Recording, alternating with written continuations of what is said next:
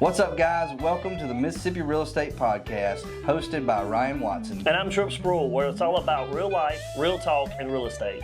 Join us as we dive into the stories, trends, and insider tips shaping the world of Mississippi real estate. Whether you're buying, selling, investing, or you're just curious about the market, we've got all the insights you need to navigate with confidence. So if y'all are ready, let's get real. All right, guys, welcome back to another episode of the Mississippi Real Estate Podcast. We have a very special guest today. His name is Warren Watts with Rankin County Customs, or RCC. I'm sorry. RCC. What were you saying? If roofing doesn't work out? If roofing doesn't work out, we can build motorcycles. That's what I'm talking about. We're so glad to have you today, Warren. Thank you so much for being here, man. Thank y'all for having me. Can't wait to just hear your story and share that with all our listeners and the people watching, and it's going to be a good episode. Yes. Yep. It is going to be a good episode. And I'm not even going to ask. I already know about his college affiliation, so we'll just move on past that. So speaking of, let's get real. Yeah. Let's get real. Yeah. Look, Warren's we appreciate Warren. Not only do we know him personally and through just life and business, whatever, but he's also a very big advocate of our podcast. Let's get real. Yep. You know somebody listens when they do your tagline. That's right. Yeah, That's fantastic. awesome. All right, awesome. what school, college of choice? I've been asking. Toddy. Oh, look at that! Really? I didn't know that. Hotty toddy. I got my first For the Ole first Miss. time, Really? Warren. We're gonna insert the know- Ole Miss fight song and chant in this for the That's first time. Let's Okay? get the band in here, Dixie with I'm love. telling you, man. You know, Okay, great. This is gonna this be the best episode I don't know ever. if this is going to be a good episode now. Hotty toddy. I got my first. I got I'm two excited. Ole Miss fans I sitting know. beside me. Yeah, you might as well just leave. All right, get into it, Warren. Let's All right, yeah. tell us where you're from. You know, where you went to school, What's your story? high school. Just give us your story, man, and we'll get into all the things. Well, I'm originally from North Mississippi, a little town called Baldwin. Interesting fact about it, the Lee County-Prentice County line splits right through it. So the beer store, technically, if you bought your beer and then went to the bathroom with it, you were bootlegging. Oh. Little tiny town. My dad, he graduated from Ole Miss. My mom did too. And then he went to LSU banking school. So we've had Tiger and everything else too. Yeah. And all that'll play in later in what I like to do. But he left there and started Sunburst Banks. And then he got tired of the banking business because how it was changing in the 70s. And then he went to work for State Farm, and he was a State Farm agent for 25 years or so. But I moved down to Ridgeland probably about a year and a half before Katrina. When I was in high school, I saw that all the people making money were waiting tables. They always had cash on their hand. So I actually, there's O'Charlie's in town. And I actually lied on my application when I was 17 to get a job there. And the manager caught it right at the end of my training. He said, come back in 6 months when you're 18. So I went back. I worked for O'Charlie's for a little while. And then I actually switched from there and worked for OSI, which is Outback. And so my mom and my sister moved down here. So I came down here and they were opening a Bonefish Grill. And so I was on the opening crew for that. The Bonefish in Madison was the 55th Bonefish.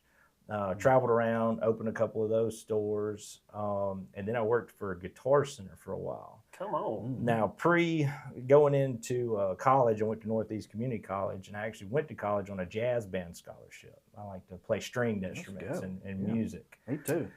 Man, we've had some musicians. Couple guitar players here. Tyler Tharp blew me away with the saxophone, and we got Yeah. jazz scholarship. This is fantastic. Yeah, I like stringed instruments, and so I thought I was going to be a big rock star, and tour around with the band. And then I started staring down the barrel of 30 put it on my arm. 23, 24 years old, and decided I needed a real job. Well, my brother had gotten hooked in with a couple of guys who'd come here post Katrina, and we'd had some hailstorms and got in the roofing business. And so, I would measure off roofs, stuff like that for them. And they just couldn't believe that I knew basic geometry because they had to teach it to so many people that wanted to jump into the business. Yeah. And so I called him up. I was actually had a job with Toyota when they were opening in the Blue Mountain plant up there. but the tsunami happened. And so my manager training, all that got postponed. I called a guy down here and said, hey, man, I want to do it full time. So I came down here. We had a couple of hailstorms, and I've been a contractor ever since. That's awesome. But I always say my life started probably about 2014. That's when I met my wife, Shelby. We started dating. Shelby's a great girl. Yeah, and Shelby's a Mississippi State graduate. That's so I'm not a hater. That's all right. We got a house divided. I'm going to take what I can get right now, so that's okay. Right. So, and we have 4 beautiful children. We have 2 boys and 2 girls, and it's always Beautiful a madhouse, but never wouldn't trade it for the world. Y'all are busy. Yes, always doing something. He actually put a roof on our first house. Okay. That we had. You remember that? Mm-hmm. I think I did not know or understand how all that worked. Warren helped us through it, and we made it, and that was really cool though. Appreciate you. Yeah. Whenever I first started and went out on my own with RCC, you can get 3 licenses in the state of Mississippi. You can get a roofing license, you can get a remodeler's license, or you can get a residential builder's license on the residential side. So I went for the residential builder because immediately when everybody called you with a roofing problem, obviously it's got a leak in it. Sure. Well, then you paint the ceiling, and they like your interior crew, and then they're like, well, what about this bathroom? What about these floors? And you have custom in your name. That's right. That's right. Oh. Yeah. So you don't just do roofing. You do no, a little bit of everything. Right. A couple of projects working on right now. Over the last several years, with all the storms we've had, tree falls through the house. We can facilitate the tree removal, dealing with the insurance company, and then the rebuild of it. Sure. Or we have a burnout. We're rebuilding the house right now. House caught fire. They got the guy out, but we're rebuilding that house and reconstruction in it right now. Yeah. That's not the one in Palisades, is it? No, that's not the one in Palisades. Although I did have one a few years ago in Palisades, and it was, I'm talking about, $1 million home. Sure. And PRV comes in, and they're like, well, all these rafters have to go. And I'm like, all these rafters have to go? So it's holding the house up? Yeah, so pretty much I literally re-roofed this house, and this half of the house, you could look all the way down in it. Ooh. Yeah. Oh my gosh. Yeah, that was an interesting time. Yeah, those are important. Rafters are very important. Yeah. Load-bearing walls, stuff like that. Let's take them out. So when you started, okay, so you said you started with your brother in roofing? Yeah, my brother had met a couple of guys that had come over here from Texas, and that's where the whole roofing deal started, door knocking and all that. Yeah. And they were doing some other things too. He did some financial stuff with another guy to help do HUD homes and get investors. Oh, and yeah. They would remodel houses, and then I'd do some of the labor work and things like that for them as well. Yeah, I got you. Okay, so so is your brother involved with RCC? No, he has his own company. He has South Breeze Roofing. But he's in, is he in Texas? No, my brother, he's here. Okay. He is here. They moved back to North Mississippi for a while. Okay, so he's up there then. Okay, so no, he's back down here now. Oh, y'all compete against each other? Well, you will hear me say a lot, and I will say this time and time again. Competition happens at the bottom. Collaboration happens at the top. Sure. Because there are several people that I call, and we get in to talk about metalwork. Joe Boy with Complete Exteriors. Now they're Elite Roofing. I call them all the time. I call Brooks Strength just to joggle his, knowledge of the industry and things like that. It's good to call each other. And then that's another thing I do with an insurance background here in policy my entire life is I do claims appraisals as well. So if you're a contractor and you've got, let's say State Farm saying that this siding or this flooring job's, $3,500, but really it's a $15,000 one. You can carry it to what you call appraisal, which is in most of your HO3 special form policies. Yep. And it takes the adjuster and the contractor out, and then 2 independent appraisers come up with an amount of loss, and then you get an award. I should have worn my insurance shirt today. Well, insurance hat right now. I guess I'll put it on real quick. Yes. For this podcast. Yeah. Warren in here throwing down policy knowledge, man. That's right. And to delve into it, a lot of people, he knows the stuff. They don't realize, like, after we, you're going into a roofing project, which is a big undertaking itself. Yeah. But then you have ordinances and law coverage, which is where you can get some extra components of your roof in there then you're brought up to code. Well, then you get a new roof discount with most people, you know, or you can go all the way and get a fortified roof and then just really drive down that premium price. Yeah, a lot of people don't realize when you get a new roof, like if you need to go, like the insurance agent should be doing it anyway, but like if you get a new roof, you need to make sure you're having that communication with your insurance agent and say, hey, let the carrier know I got a new roof now. That's right. Because you're even if it's a claim out there for why you got the roof, you know, if you had a claimable reason, you still go back from if that roof was 10, whatever, 11, 12 years old, but the claim helped you out. The claim will be out there, but you go back to, you know, brand new roof, but that helps you out too. Yeah. So it gives you the discount. And a lot of people don't know, most of these claims, especially roofing claims, stuff, they're act of God claims. They're not like having a couple of grease fires and a lawnmower stolen. That's right. You can't pick your house up, move it. You can't cover it. You know. Right. Sure. They're not technically supposed to go against you. Yes, they go on your clue report and stuff like that, but you know, they're not supposed to go up on a claim by claim basis. They have to go up on everybody in your zone or zip code that's with said carrier that you're with.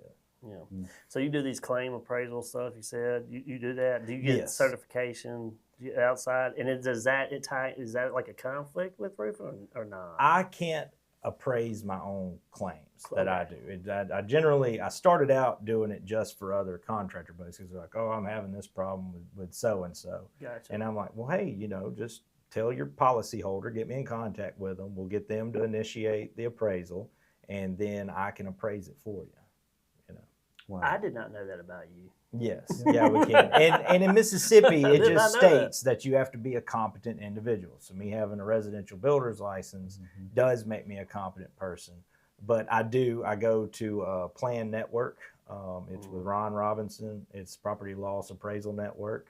It's just something I saw online, went to it, and you have all these guys with multi-million dollars worth of knowledge of, you know, claims that have done everything from Walmarts to Air Force bases as a claims appraisal, you know.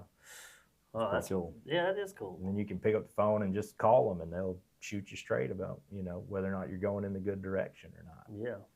Wow. That's a service you can provide. Yes. To other contractors or homeowners, you know, homeowners. That's generally what I tell them because I love to educate people, you know, and I am a master mason. And so one of the principles of Freemasonry, not trying to make y'all go viral or anything here, but is to bring light or bring knowledge. We need that, actually. Yeah, we don't mind viral. But that's it. I love educating homeowners. And I had a guy call me yesterday. Hey, I'm wanting a new roof. I'm going to pay. He was just going to be retail. Didn't think that his insurance company was going to pay for it. Well, I get there. He has these massive cracks running up and down his brick.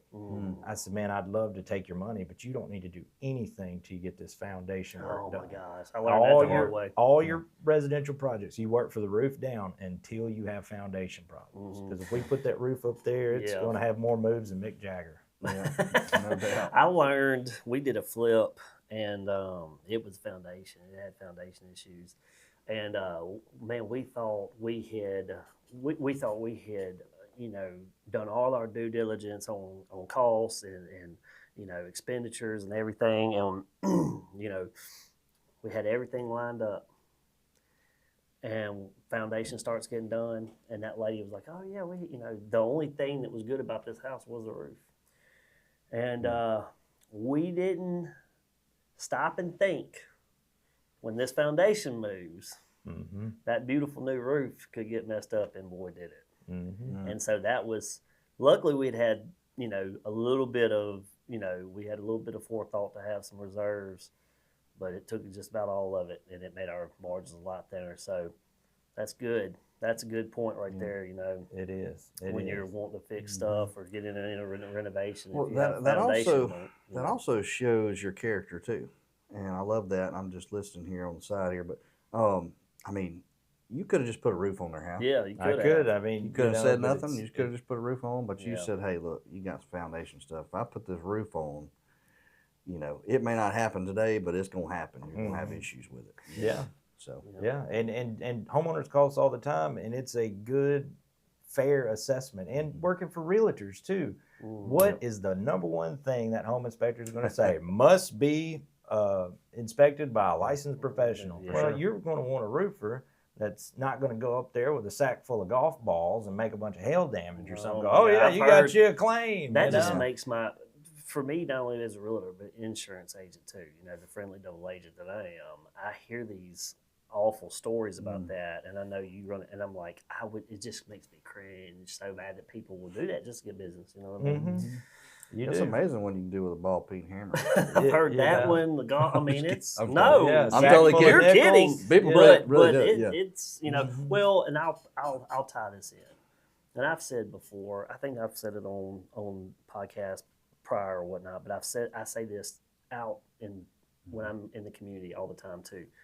When things happen, I tell my customers, as an insurance customer or real estate client, if something were to happen with a storm or whatnot, and not to go against how you got into the business, but these people that do come out of state, I say, hey, go to the local guys, the RCC, the guys that you see with the truck wraps that their office is in Ridgeland or up in Madison or right here in Brandon, like or on Grants Ferry Road, or on Grants Ferry Road. That's right. Yeah, right across from the insurance center. Specifically on Grants Ferry. That's right. Selfish plugs. We're good. Right. We're Specifically across the street from the insurance center is RCC, and right across from RCC is the insurance center. It's amazing. Right. Yeah, that's right. No. Yeah. But yeah, I mean, I tell my people all the time, like you, Warren, you're gonna see something that those guys are just kind of coming in, make a check, go home. They're not going to tell them about, like, hey, you got maybe a foundation or the appraisal part, and you get up on a roof and you go, hey man, your roof's actually good. If you got no leaks, like this has got life left. Yeah, I know that has cost probably you business before. Somebody comes in behind you, they talk them in, and we've talked about this too. People get antsy if they see roofs being done, and they're maybe not as reputable roofers, and then you have a reputable guy come. Yeah, you get a guy come in and say, no man, you're good. I mean, because the hill size was this big, right? Like not even a penny. What'd you call that? Right. Something itis? Neighboritis. Neighboritis. Yeah. So I had an adjuster tell me that one time. No, but they do. It's a thing. And plus, it's just like a lot of these people, and I've talked to old builders being in this, so I know how those houses were built back then. My father-in-law was in the dirt business since the 80s around here. I mean, he can tell you just about what the dirt looks like around here for some of these houses, and that's the knowledge that we can bring locally as as contractors to the table to help you make an assessment on what you need to have done here. Yeah. Well, give us your take. I don't even know if this ties in together because Katrina was a long time ago now.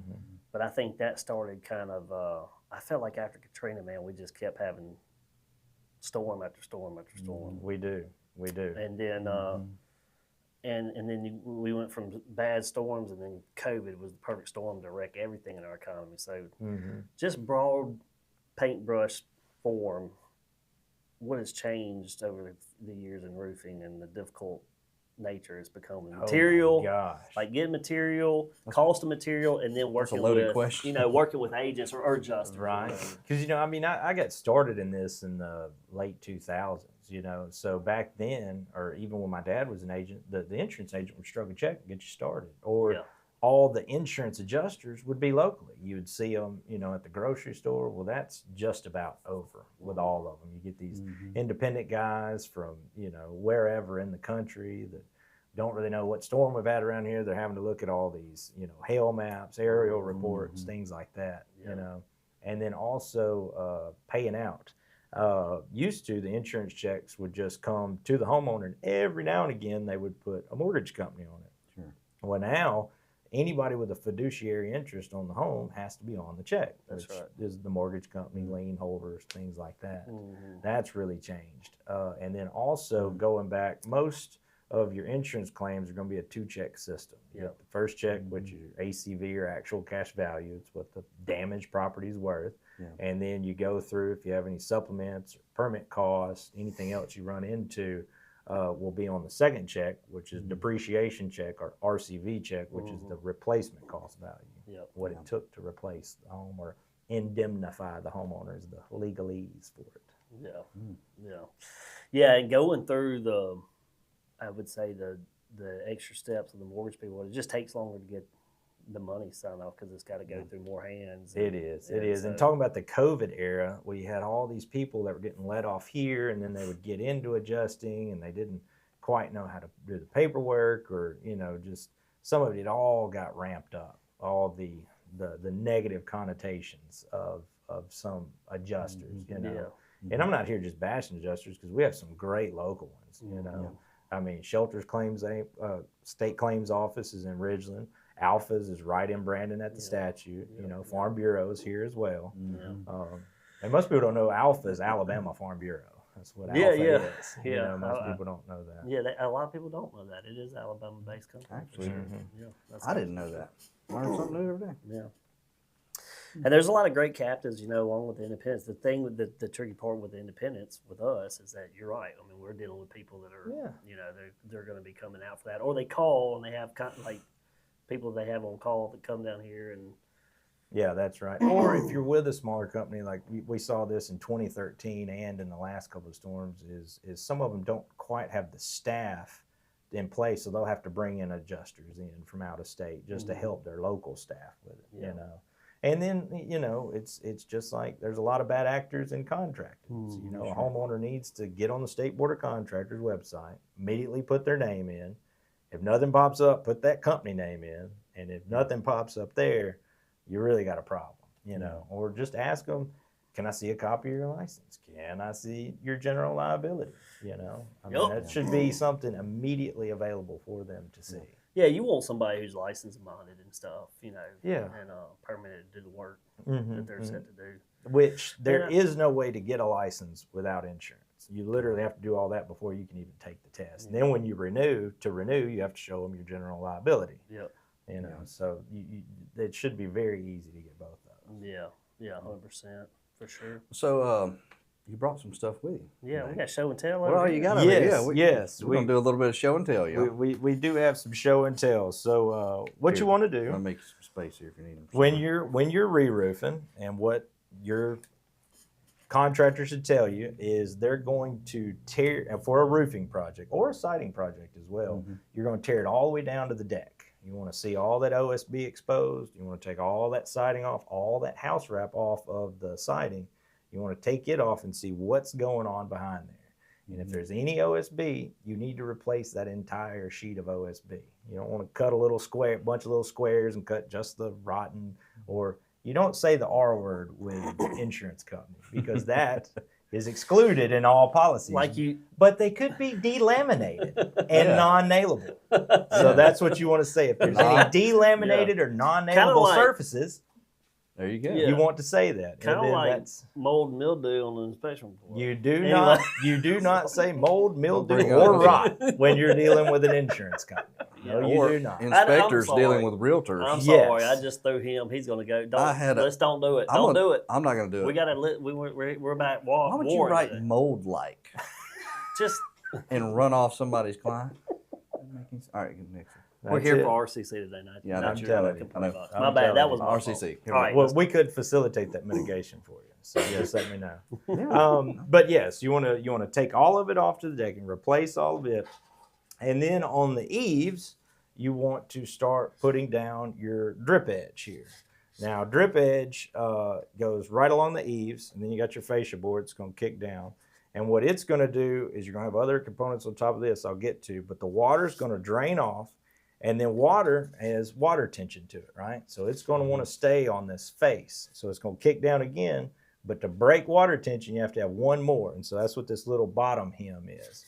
So it's going to break, and then it's going to kick it off to the side. Is this code? Yes, drip edge is code. Now? Yes, drip edge is code. Every one of these components is code. Because in the older houses, you don't see these, right? That's right. I don't know why back in the day. For one, they used MDF a lot because it was made down in Laurel, Mississippi. But it's just compressed plyboard. And so if you didn't have this on top of it, or some type of aluminum siding or anything like that, it's just going to rot. Let me ask you a question with this, because drip edge is something I'm learned about. Not all that starter first, or ice and water shield first. Got you.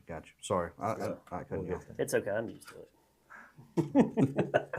Anyway, drip edge is for me. So let's say like older homes, and not terribly older, but like if you're getting a roof replaced, it's not required to put these on, but you should, right? It is required because when you read R905.1, which is the International Residential Code, it states that you have to do everything in there and manufacturer's installation instructions. So if somebody's coming to you saying they're putting a 50-year warranty, they have to put all these components on the roof. Okay, so it doesn't apply if you don't have all the components. Make sure that you're getting, right. like in a quote, that drip edge is in there, because I do think this is important for siding. It's very important. I mean, very important. I mean, all these houses. Think about all these houses we sell. Tons of I've got rotten wood. one right now that they're replaced. I mean, over the years, your eaves, your soffits, it all goes. But this is supposed to protect that. Like longevity, especially like a black drip edge like this, I'll Yeah. put it underneath a gray shingle, and it really separates the red brick and the gray shingle, gives it that kind of outline to it, and it really pops both of them back out. So it's an aesthetic thing as well. But it's very important for that because it will tread water off. You won't have any more of that rotten fascia, the little 1x2 or Cornish as people call it. It helps save all that. Yeah, drip edge, people. So if you're watching, this is a very important part of your a roofing roof. Component. Yes, is your drip edge. Yes, awesome. As are flashings. As our flash. As our flashings. Oh we're gonna get to we those. can get into that too. But yeah, so you'll have your drip edge, and then what we'll do is we'll run the ice and water shield, which is no nails. You take this off back here, the paper on the back, and then it's just a composite Duragrip. It ain't going nowhere. Adhesive? Yeah, an adhesive that's going to go on there. And actually, the people at Ergon helped develop that. And this is all GAF products. This is all GAF products. So they source a lot of their asphalt from them as well. Yeah. A little shout out to Ergon. A little shout out to big Ergon. Mississippi company that we appreciate. They just bought Lampton Love, matter of fact. That's right. Oh, Sure did. But yeah, we'll go around the perimeter with this, and a lot of the houses, especially French Arcadians, they have the Dutch eave. It kind of comes out in the bale. Oh, yeah. You really want to put this there because if we do have another ice storm like we did, 4 or 5 years ago, it was right around COVID time. That water is going to come right in there because you're going to get ice dams, and this prevents that. Now, we put it in all the valleys as well because we might not have a lot of ice, but we have pine needles down here in the pine belt. Yeah, we do. And so those get in there, and water will back up and under the shingles. Yep. And if you have a really low porch, I got this call this past week. The guy kept getting water in. Nobody could fix it. Well, what it was is anything under a 4 and 12, you really need to put ice and water shield underneath the deck. Anything under a 2 and 12, it's required. Tell people what a 412 and 212. It's the rise and run of the roof. Pitch. Yeah. That's right. Okay. So you're going to go over 4 inches and go up 1. That's a 4 and 12 pitch. Yeah. That's how you go. That's how you figure that. So we'll put this down, and then we will put your starter strip down. And the starter strip, obviously, it's got the Duragrip on it as well. So your components are going to look something like that when you get done with it. And now you're starting to see, now we've created a barrier for water to get in and wind-driven rain to come from this way. And so when you want to do all that, then you put your nice GAF or Atlas shingle on there. And then it's got little shout out GAF and Atlas. And then it has a Duragrip bond as well. And you'll see that both of these don't quite line up because you're going to extend your shingle over it. And so that, when all of them go down, they're going to create a bond together. And then when you put all those together, that helps you get your 150 mile an hour wind rating that you're going to get with those. And then another one is your underlayment. Now your underlayment, we generally just run it out in the field.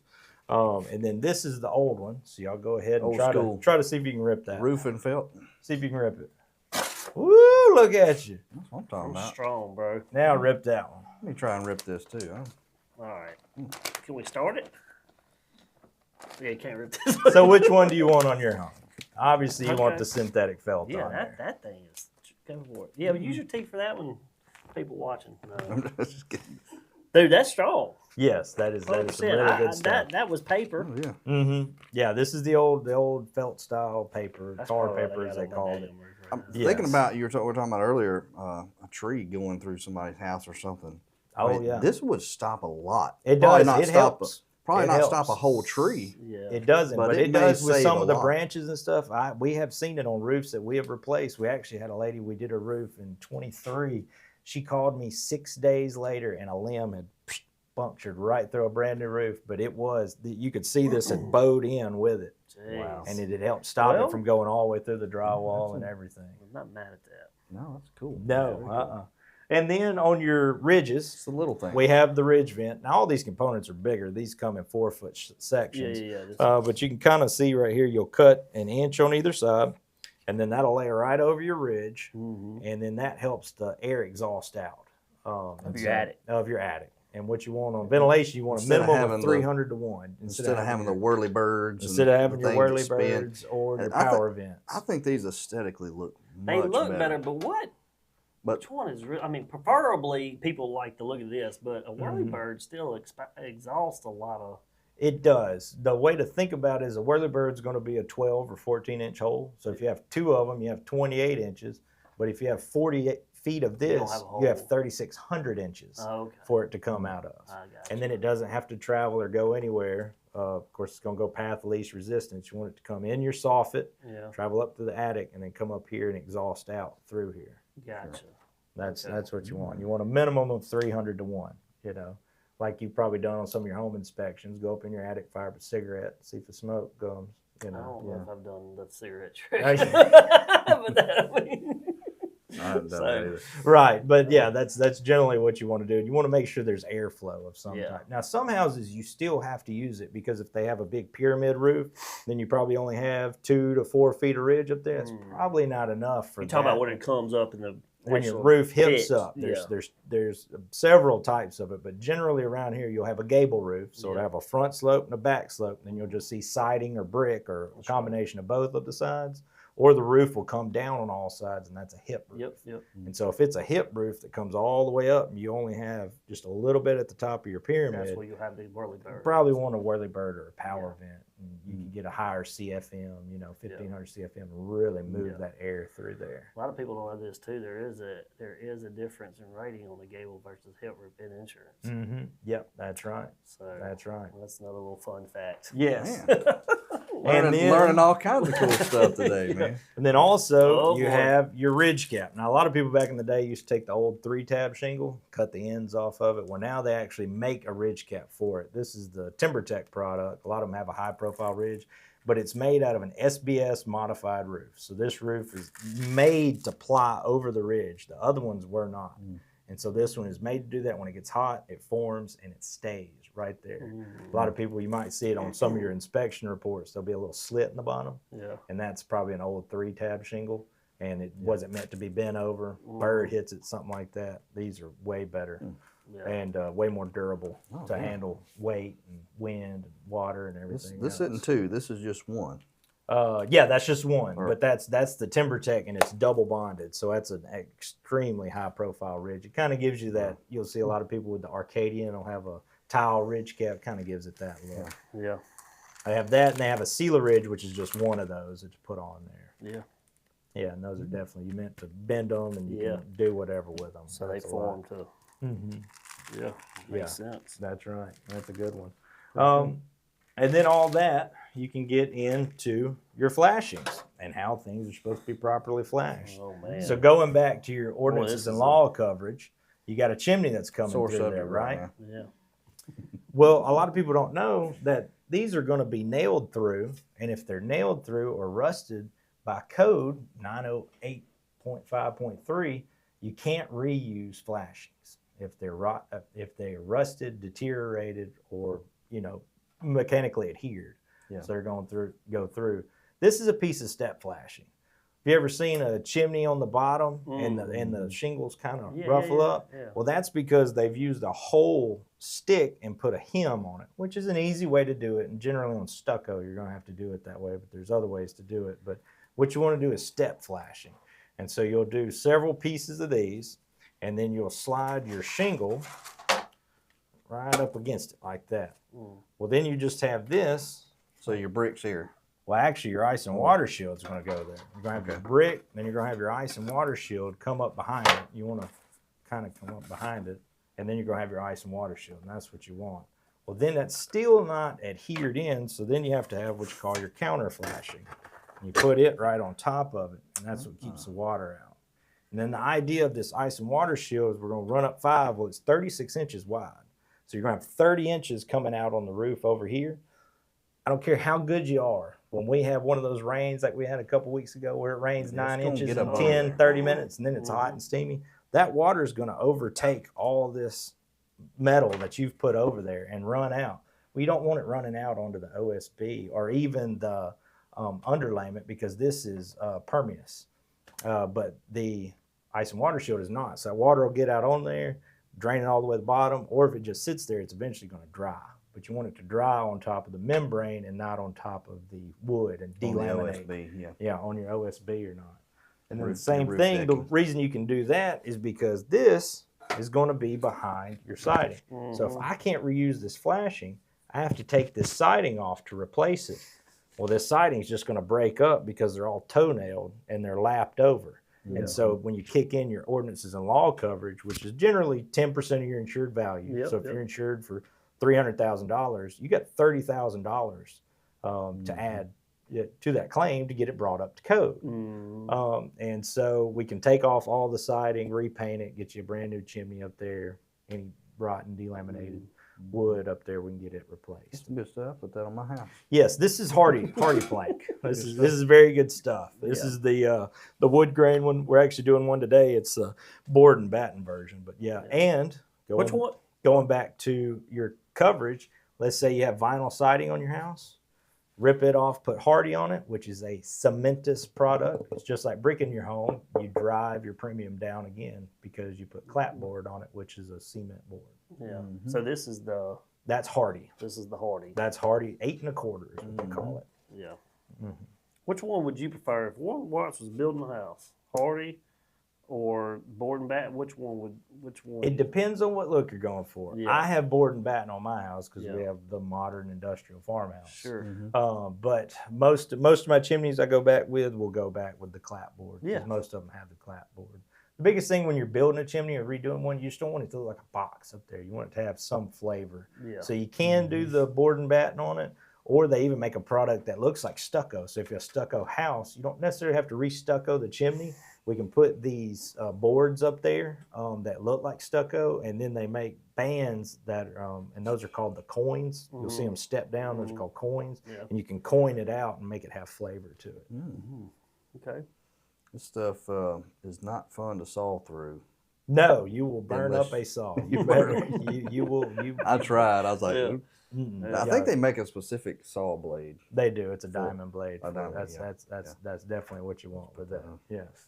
And then we do handle a lot of copper. This is just the This is apron for your flashing. 1%ers. Yeah. This is for you Madisonians. Generally, and then what it is, they'll come down, and then that's what sticks out in front. Right there. That's your apron piece. And most of your code will be this. It'll be a 4-inch by 4-inch piece, but you'll see that this one is actually 8 inches. And so my good buddy Joe Boyd taught me this. When you extend it on out, how we have a lot of these summer rains come in, it's like 80-mile-an-hour winds. Well, this helps more of that wind-driven rain get out from underneath it rather than having 4 inches up here. I like that lip it's got down on the bottom. It really strengthens it even more when you double hem it like that. And actually, this one's bent wrong. That's the reason I brought it. We were playing with the brake, and I bent it wrong. It's supposed to be bent the other way, but I was going to say, you just so the water gets under there and it does hit. Generally, I take this and I'll bend the hem the other way, and then you got a double hem down there, and it really strengthens that so it won't want to bend up. And a lot of people, you'll see them come through here and they'll shoot nails through here. It's not what you want to do. You want to toe nail it, and then again, you'll want copper on copper, and you want steel on steel. You don't want to mix these two together because then you have what you call a galvanized reaction, and they'll just deteriorate each other away. Didn't know that. Did not know that. Yeah, you want to stick material with the material, and the nails you want to use with copper, which they make copper coated nails, but you can use stainless nails. Okay, stainless would be fine. Yeah, that's right. And then if you're doing any roofs on the coast, hurricane code is stainless nails. You can get the coil nails in stainless, and that's what you want to use for sea air Well, you and got things that, like that. yeah, salt water Mhm. coming through there. Right. You know what I learned? I learned a lot. I'm not smart enough to be a roofer. Well, I think Warren's been doing this a long time. Leave the roofing to the roofers. I know you've been doing it a long time. Yeah, no That's doubt. right. That's right. But- All this but- comes from trial and error But and this is- learning. And But you know, it But- seems like. Go ahead. No, No, you you go go ahead. ahead. No, you go ahead. So it just goes to show you, you know, knowing your craft and knowing what you're doing, man. This just, you got to know what you're doing with this stuff. Yeah. right, that's exactly mean- right. Because you can know drip edge and I don't all know that. if I said but, that the way I wanted to say it, but know your craft, know Mhm. what you're doing, because it's going to affect you in the long run. It's going to affect people and how that roof, in this case, how that roof performs. Yeah, it's just little last, stuff. man. Like a lot of guys will take, this is called D-style drip edge. They'll take it, they'll snip it right here and bend it around the corner. Well, what's that going to do? That's going to make a little hole right here, and you're going to have wasp get up in there. What your roofer has to do is he has to cut it at a 45 here and a 45 here and marry Marry those them together together, when they yeah. come, and then it's locked in. That makes And sense. no wind, no wasp, no nothing. All right, working what were up you there. going to say? I Because I, think feel what like I was mine going to say, mine's a little bit more elaborate than what you did, but I think made it short so you could I get think yours. it goes to show too, and I think Warren did an excellent job, especially bringing everything and showing it, and kind of showing how that stuff works together. But what I think it does, and what people will see is they'll realize how much stuff goes into a roof to protect your home from water, ice, wind, stuff like that, and the importance of the venting. Because I learned this too. Like I didn't realize that if your attic is not venting properly and it's hot enough, then that's where you get the blisters from, which blisters are different from hailstorm. That gets kind of confused sometimes. You got to know what you're looking at and all that. But these roofs, I was been in the insurance world and real estate, and so we run across them all the time. And insurance is there for sure. You got a claimable reason to do one, but these roofs, and to be done properly, there is an expense behind them. But you're also talking about something that is protecting It's your your first line of investment. defense. That's your right. first line of And it's- defense on your largest lifetime investment for most people. That's for most people. And so I think what you did was you illustrated perfectly the with the stuff you brought, what goes into a roof, and just picture that on a greater scale. And so the importance of that is also why you want somebody the importance of these guys that are local and have been doing it for a long time, like Warren, and for that roof to be done properly, especially if you're going to have to, if you have to pay out of pocket for one of these because the life of your roof just ran up. I mean, because we see them in deals all the time. I mean, I had a guy not too long ago. He had to put a roof on as part of negotiations because of insurance. Because insurance, it was an older than 10-year-old roof that buyers were having trouble getting insurance on it. So they negotiated, that. But every time we do a home inspection, and you can tell. I mean, I've got one. I'm not going to give out the address or anything, but the first thing I noticed when we listed the property, I was telling the owners, was like, that flashing around the chimney is going to give us problems because it wasn't flashing, it was tar. it. So I'm like, there is no flashing. That's what I mean? right. What flash? And that's going to be an issue. And if if it's not an issue for the current homeowners, it eventually will be. So that's great. I mean, the show and tell stuff you brought was fantastic. And it also shows. I'm gonna throw this out there too. It also shows you that I see it all the time, man. There are roofers that just go out there and they throw some underlayment on there, or they don't even You're lucky rip for up. that. They're lucky if they do that. They might not even rip off the underlayment. They'll just take off the shingles and put more shingles on there. They don't care about the longevity of it. They don't care about the flashing. We see it all the time. Well, you got people that say they can, if people.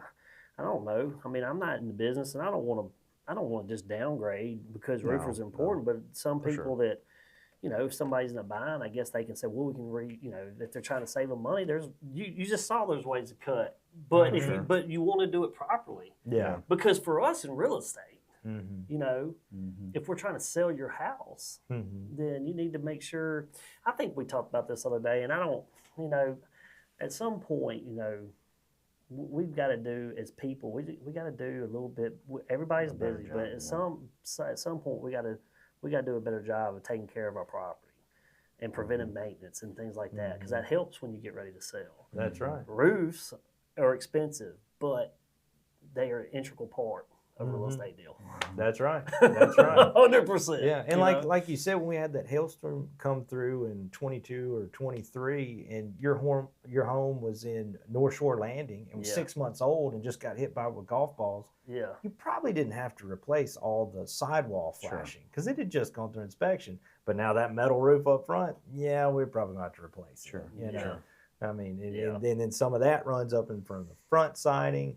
But it's not every time, but generally a lot of times, you know, especially if your home is 10 years or older, you really need to make sure you got O&L coverage and look at all those different little components, because this is a coated metal, and a lot of people use just galvanized. Well, galvanized is going to rust over time. You know, you really need to get all that gone, because you're just going to have more problems down the road. You know, it costs more to hire a cheap contractor in the long run. That's Boom. That's there a great you go. way to put it. That's a great way to put it. It costs more to hire a cheap contractor in the long run. Yep, 100%. Yeah. If you didn't take away from anything from that, there it is right there. You know? Yeah, and it's just You get what assessing you pay things, for. all your valleys, where everything comes through. That's what you have to look at and see what's in there. You know, I mean, some things we go back with what was there, it just needed to be extended more. Now you're not going to have a leak anymore. Things like that, you know.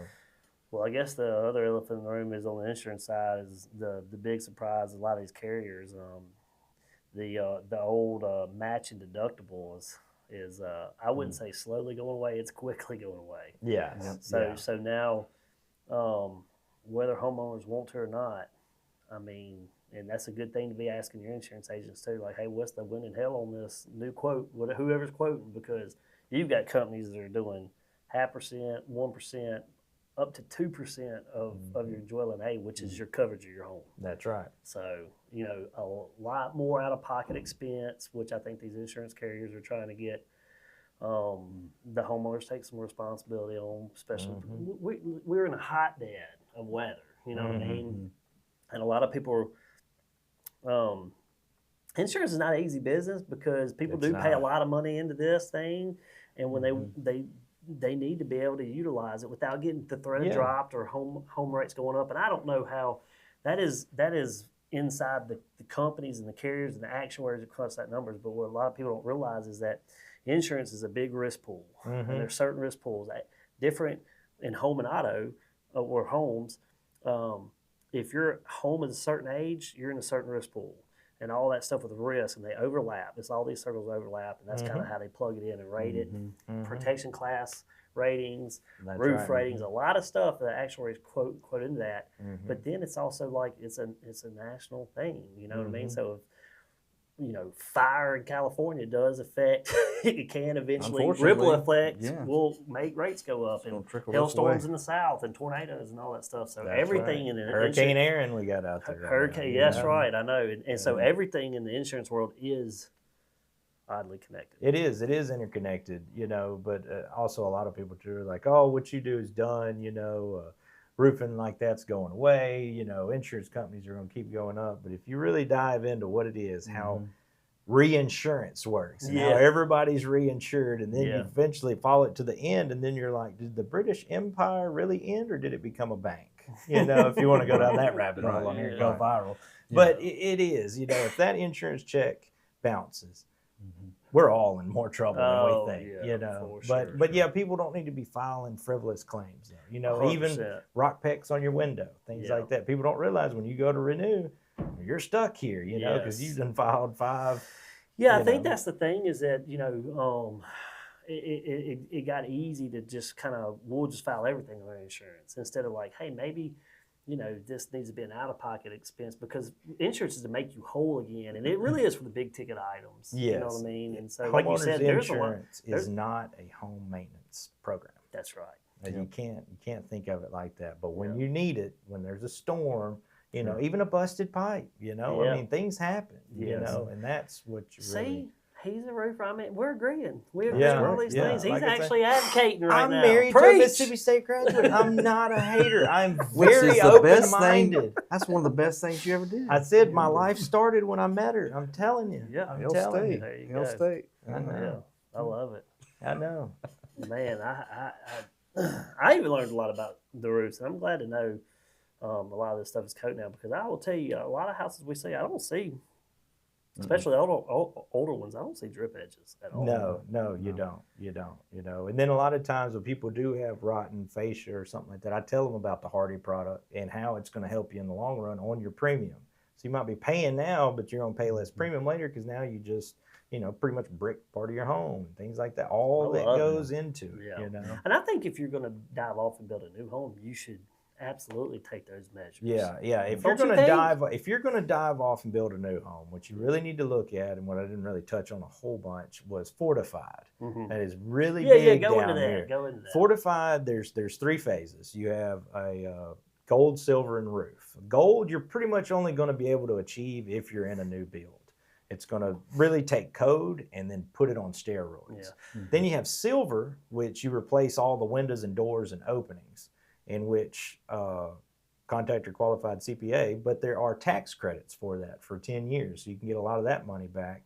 And then roof, you just put a massive roof. You take all these components and then you really do them. How I said, put the drip edge. In a fortified, you put ice and water shield, drip edge, then ice and water shield again. And then you do the whole entire deck in ice and water shield. Then you, before that, you the underlayment, you nail it every 4 inches with 8D nails. It's just really super beefed up roof. But they really showed in Hurricane Matthew, they have these pictures of houses side by side. These 3 were fortified and these 3 weren't, and the 3 that weren't are gone. Oh, that's incredible. But there are inspectors. I'm working on getting my inspector license for it, and you'll change out the components. Really a big documentation process. And going fortified is the way to go, especially the further south you are. Because a lot of those hurricane deductibles are minimum of $10,000 to $20,000. Yeah, the coast is, man, I can't even. Yeah, and another thing the state needs to look at is, like Louisiana, you only have 1 hurricane deductible per year. And so when we had Zeta, Theta, and the other one, all those people only had 1 hurricane deductible. It wasn't 1 per time. Yeah, I didn't even know that about Louisiana. Yeah, they only have one hurricane. There, so that's crazy. Yeah. Okay. Yeah. So they only had to pay up once. Is that what you said? That's right. You only have 1 hurricane deductible a year. So if because we've ran into this before in the 2013 hailstorm, I had just completed a roof at the end of February, hadn't even gotten the depreciation check, had put in new floors in the house, and we had baseballs falling out the sky on March 13th or March 18th. So they just were able to go back and you just go back and here it is. Here's what it is now, except you're getting a call from the agent going, get a tarp on that house with those $20,000 floors I just added to this deck page. We're not wanting to pay for them. So the fortified roofs, what's the... And building. It's the entire building, too. You can do both. Okay. But definitely at least do the roof. Okay, so, if you're doing just the roof, you fortify the roof. What's the, a typical what? I mean, if you're just doing most of the roofs that we see now, I feel like a lot of this stuff is starting to obviously be a new thing with new roofs and everything like that. Or if you take one off, you're doing this. The old roofs, everybody's like about 20-year lifespan, whatever. What are the fortified? What's the lifespan? Is it about the same or expectancy? It'll beef it up. Yeah. The biggest thing is when you get into impact resistant roofs and things like that. That's where it can take a 4-inch steel ball from 20 feet and just bam, it's going to take. It's not going to damage the shingle. But generally, on a regular architectural shingle, it was probably about 10 years ago, they all went to a lifetime format. So there is no more 20, 30. Okay. They're all limited lifetime, which is 50 years in legalese. Yeah. But generally you're only going to get somewhere between 10 and 20 years, depending on what kind of storms we get. Sure. If we have another rolling fork incident, we had a tornado skip through Pisgah out there, not too long ago, and it did tore some stuff up, It just all depends on where you are, but definitely when you get close to that 10-year mark, you need to have your roof inspected and just see if any potential is going up. I'll tell you, I 100% agree with that. Because generally all of us roofers, we're going to do it for free.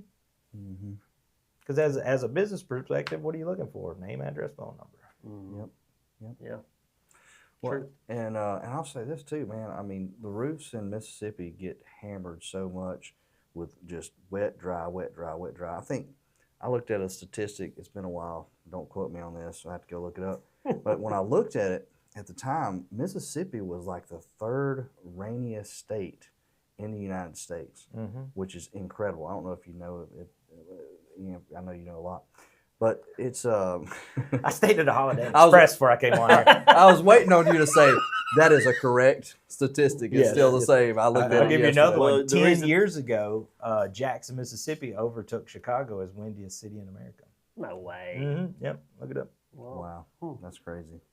We had Sarah, a lot of wind. can you look that up for us? Oh, we need need Joe Rogan. I'm sorry. Hey, can you pull that up on the big board? Can you please pull that up? We're you know, the podcast is evolving. We're evolving. Get there. You know? We're getting a screen one Put that day. up on the big screen. Oh yeah, there it is. Yeah. Shout out to Joe Rogan. Yeah, that's right. Yeah, I felt like we had a lot of plugs. I expect a lot of sponsorships after this. Yes. Yeah, we're gonna hit up Stephen Burnham and all of them. You know, Lindy with Venco. We're hitting you up. What are you talking about? RCC is gonna be at the bottom of this bad boy. Right. GAF.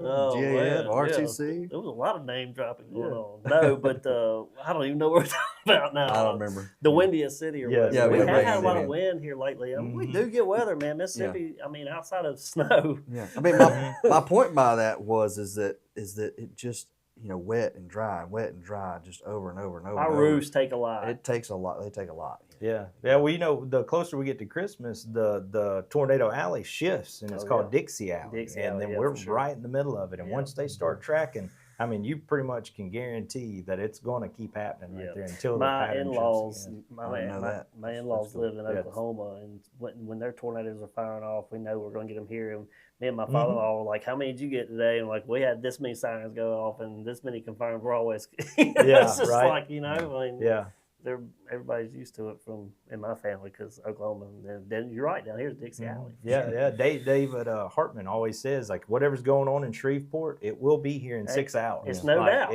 And it always happens that way. It intensifies when it gets over that river. That's right. Oh, yeah. That's So right. it Or when you get close to the reservoir, it'll either split or it's Daddy's getting a new pair of shoes when it goes across the reservoir. Yeah, I'm actually more of a believer, knock on wood. We live on the reservoir, and I just feel like me and my wife Tracy, we say all the time, like, we feel like the reservoir has been a shield for us because there's something different.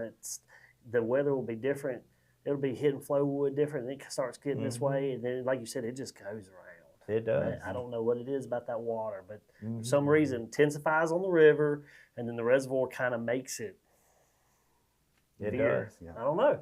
It's weird. Well, I was talking to a friend of mine who's a meteorologist, and he was saying, he was like, sometimes when there's too much power, it'll just fizzle them out. So it's got to be, it's a perfect little chemistry that happens that makes a storm what it is. So just that little bit of extra that reservoir, it probably just either fizzles them out. Yeah. Pushes them Unless you around. want to be on the boat that day, I'm not a then you're going to meteorologist. get a rainstorm. Yeah, right. It'll ruin your day every time you go out there. That's right. Yeah. Things will start over the reservoir, but the reservoir will end it too. Yes, it will. It will. So, It will end it. Yeah. All right, well, and we've been going for a little while. We probably need to wrap this thing up, y'all. Man, dude, I'm telling you, I think this was a very educational. Oh, absolutely. Wonderful. For sure. And please, y'all, if you have any roof needs or construction needs, y'all give Warren a call. He would love to help y'all out. Do you want to put your cell phone number out here for everybody? Yes. Whatever you want to plug, man. I like Facebook, to joke around, but some people do. social media websites, whatever. Go get at it. Visit us at themississippiRoofer.com or call us at 601-540-7754. Perfect. Thank you so much for being on here. Thank y'all for having me. We think the world of you. Awesome, bro. It's a pleasure. Yeah. Thank you so much. Yes. Y'all, thank you so much for watching this episode. Please do not forget to like and subscribe so you can follow along with all of our stuff that we're doing. And hope y'all enjoyed this one. Y'all have a good day. God bless.